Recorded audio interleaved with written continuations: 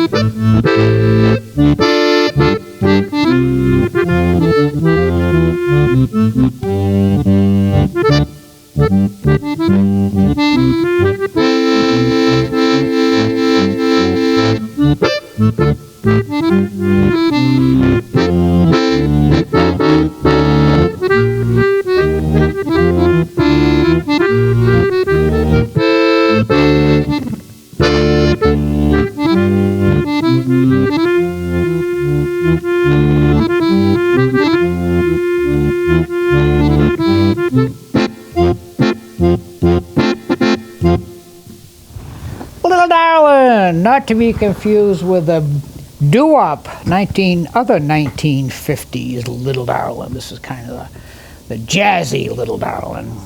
Well, I'll move right on back to 1939, this next tune. And pretty tune called What's New? And it was originally written as just an instrumental called I'm free. And I'm not even going to touch that line. So then somebody wrote some words and lyrics to the song, and the first phrase in the song says, "What's new?" And it's a song about guys. We've all been there, right? You meet her on the street somewhere. You thought you'd forgotten all about her, and then it's like, "What's new?" It was new. Yeah, right. We've all been there. So, pretty tune called "What's New."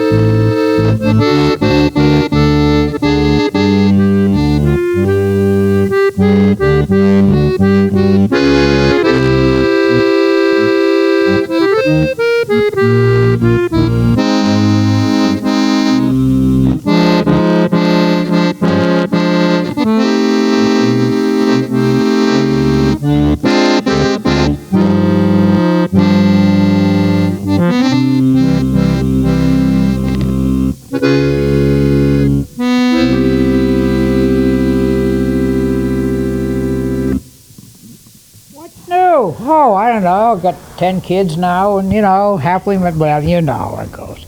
All right, same year, 1939. Tune written by Billy Strayhorn. Who was Billy Strayhorn, you say? Well, back in the day, the Duke Ellington Orchestra, he toured with that orchestra, I think I mentioned it before, for 50 years. Now, Duke Ellington hired Billy Strayhorn to help him write some tunes. Billy Strayhorn was a piano player-songwriter. Well, piano player in the Duke band, you're not going to play much because that's Duke's instrument, but he and Duke wrote a lot of songs together. And this is probably the first one that Billy Strayhorn wrote, and Duke hired him in 1939. And he brought Billy in from Philadelphia to New York, and Duke lived up in Harlem, and Billy says, how do I get to your house? And Duke says, well, you get into New York and you take the A train. Well, guess what? Take the A train became Billy Strayhorn's first song with Duke. Now, this song, actually, Lawrence Welk, remember Lawrence Welk? Lawrence Welk did this song on his show one night. many, many years ago. Now, Lawrence Welk never rehearsed the band during the week. Nay, nay, nay. He just came in, on Saturday night, and they taped the show and just waved the stick in front of him. So he's reading the teleprompter, and he says, "And now, ladies and gentlemen, we're going to play Take a Train." Take a Train. So whether it's Take a Train or Take the A Train, sounds a little like this. And you can probably hear the train coming. Just listen.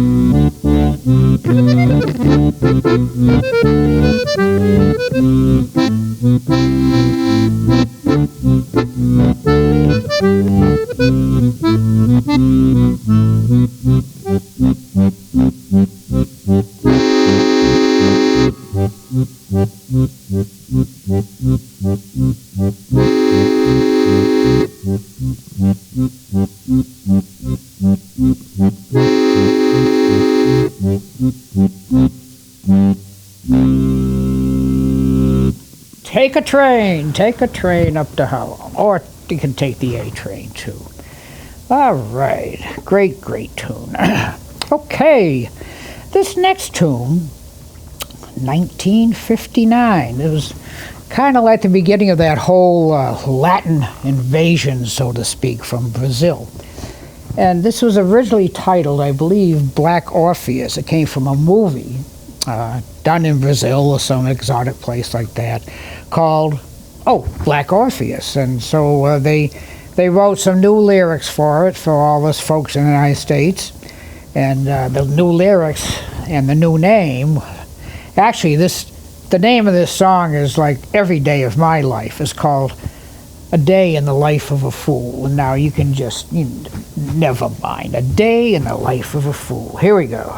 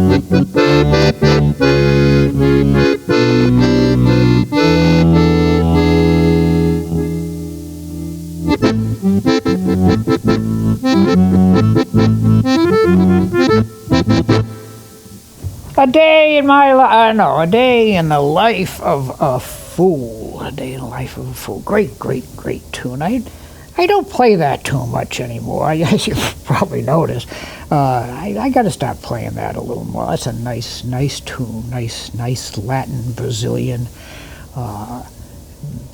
invasion in the '60s type tune. Well, we're getting down near the end of our time. This next tune became a big hit in the mid-'50s by a fellow named Wilbert Harrison. Who was Wilbert Harrison, Coach Dave? I have no idea. I think at that time he was a country singer. Austin will tell me, because Austin knows all this stuff. So after the show, Austin will tell me. But I think Wilbert Harrison was a country singer, and I think it's probably the only hit he ever had. I think a lot of people actually did this tune, but he had the first hit on it. It's about one of our Midwestern, shall we say, Midwestern cities called Kansas City. Now, Kansas City, there's Kansas City, the Missouri, and across the river there's Kansas City, Kansas. This is all Kansas City. Remember, I was in Kansas City once, and we saw a sign about the ship Arabia. So that sounds interesting. So we went to see this ship. Come to find out, the Missouri River had changed course so much that this ship sank in the 1850s, and they dug it up in a farmer's field. About, I want to say, 30, 40 years ago. That's how much the river had changed. And of course, being buried, everything, all the cargo and everything was intact, and they took it, and they got a great little museum there. So if you're ever in Kansas City, now I don't know if this was Kansas City, Kansas, or Kansas City, Missouri, but just look for the Arabia. Great. All right, so here we go. Kansas City, Wilbert Harrison.